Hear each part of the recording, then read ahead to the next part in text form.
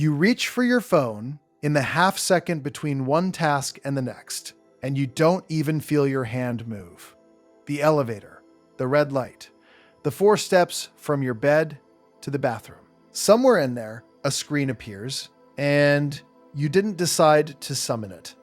That reflex is the thing quietly running your life, and by the end of this, you'll see exactly how it got installed. Everyone wants to blame the phone.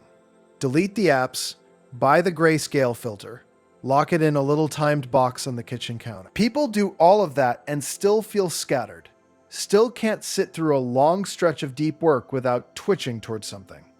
So the device is just the symptom. The root is what the device feeds.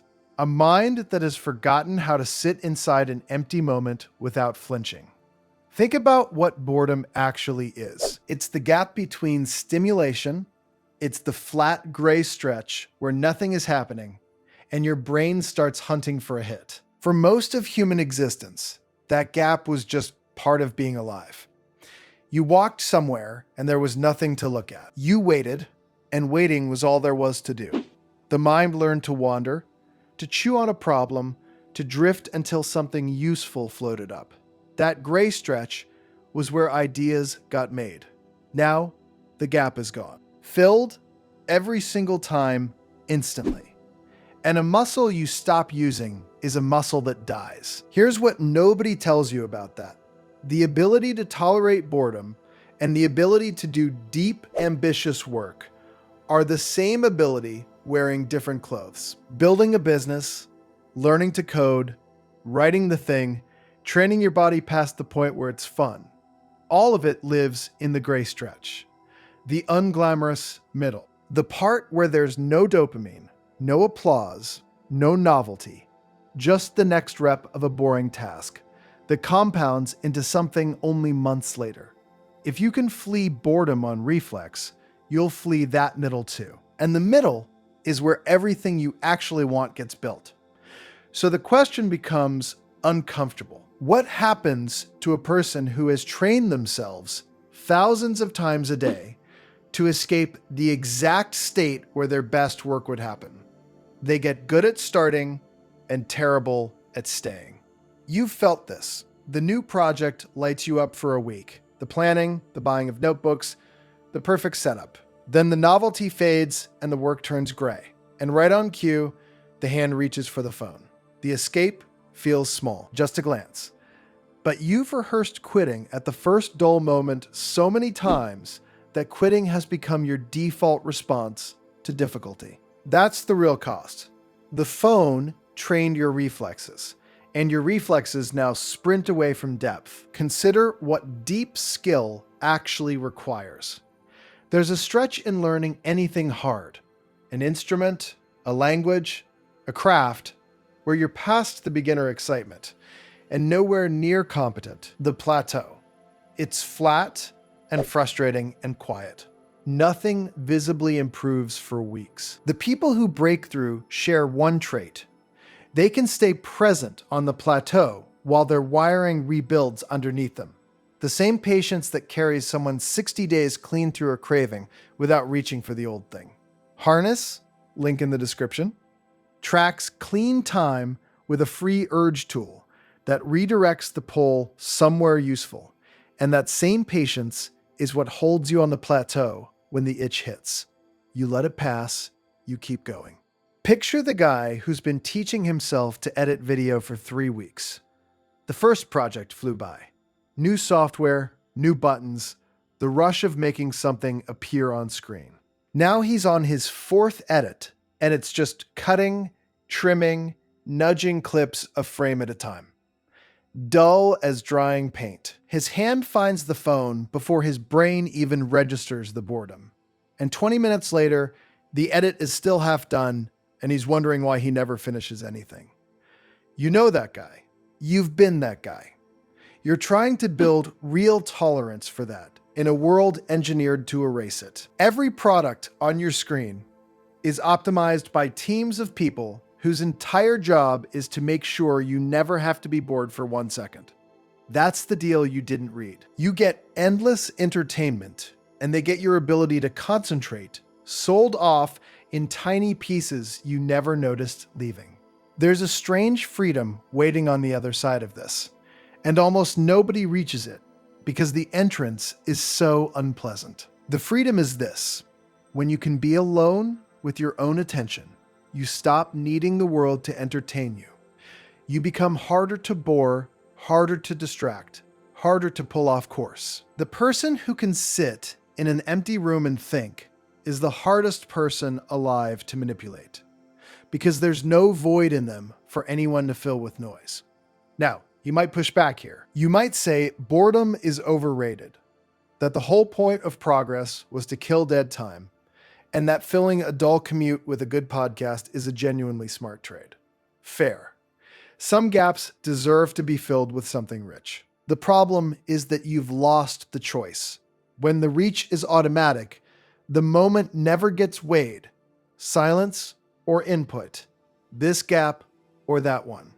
The reflex decides for you every time, and a person who can't choose silence has lost something they'll need.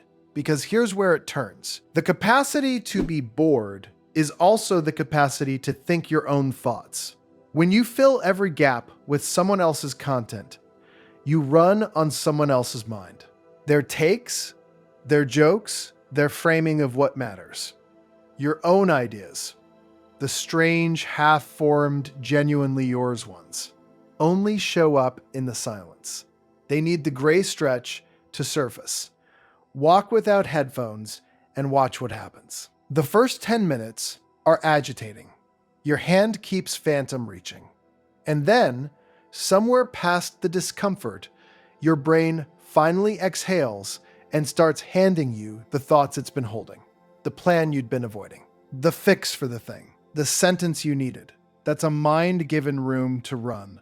So the work is bigger than fighting the phone. White knuckling against an app designed by hundreds of engineers is a fight you'll lose by Thursday. The real move is rebuilding the underlying muscle. Retrain your tolerance for the gray, and the phone loses its grip on its own because it was only ever filling a void you can learn to sit inside. Start absurdly small. When you're waiting for the kettle, the train, the download bar, leave the phone in your pocket and just wait. Let it be dull.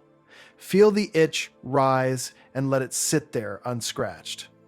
That itch is the muscle firing. Every time you let a boring moment exist without rescuing yourself from it, you're adding a rep. Nobody sees these reps. That's the point.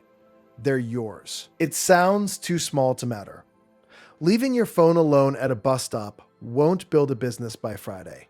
True, but you're not training the moment. You're training the reflex that fires in every moment. The same reflex that pulls you out of a deep work block is the one that pulls you off the curb into a feed. Starve it at the bus stop, and it shows up weaker at your desk. The winds are invisible and they transfer everywhere, which is exactly why almost nobody bothers to collect them.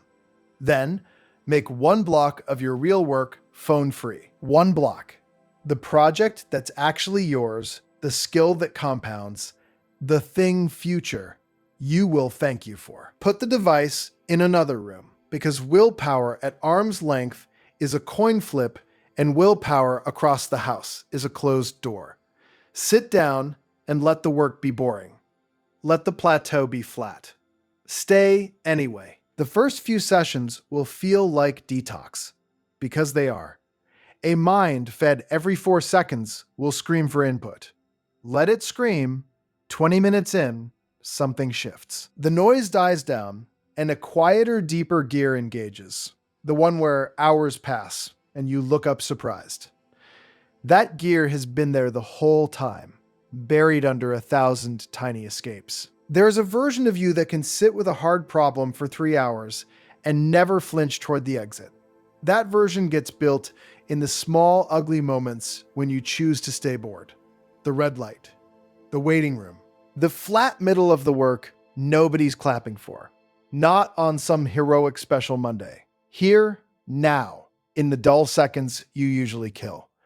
And let's be honest about the part that's harder than any app blocker. Some of what pulls you to the screen runs deeper than boredom. It's avoidance. The phone is a place to hide from a project that scares you, a message you keep dodging, a quiet doubt about whether you're good enough to build the thing. No focus trick fixes that. You have to be willing to sit in the discomfort of the work itself, including the fear that you might fail at it. That part is on you, and pretending an app will solve it just hands you a new thing to scroll. But every rep in the gray builds the exact tolerance that fear demands, the ability to stay when staying is uncomfortable. That's the whole game, in the work and in everything else. The people building real things right now aren't the ones with the most talent or the best ideas. Ideas are cheap, and everybody has them in the shower. The builders are the ones who can stay in the room with a boring, difficult task long after the novelty's gone, day after unremarkable day, until the compounding kicks in and it looks like luck to everyone who quit at week 2.